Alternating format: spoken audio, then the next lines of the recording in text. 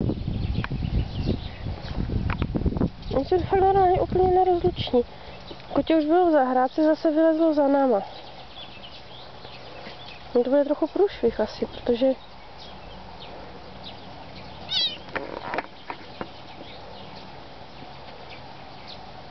Myšek mává ocasem, má radost z toho. No.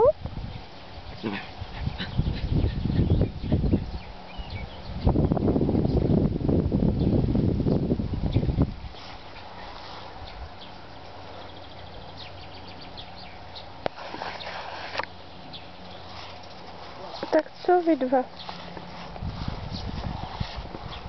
V říši živočichů.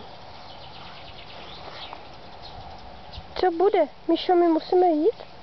No, že Míša zase bez toho kotěta nechce jít? To je ten průšvih. Míša bez koťátka nepůjde.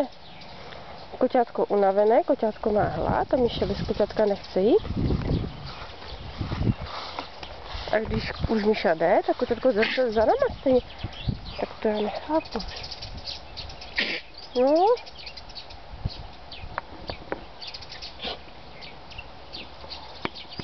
No, dívejte se na to.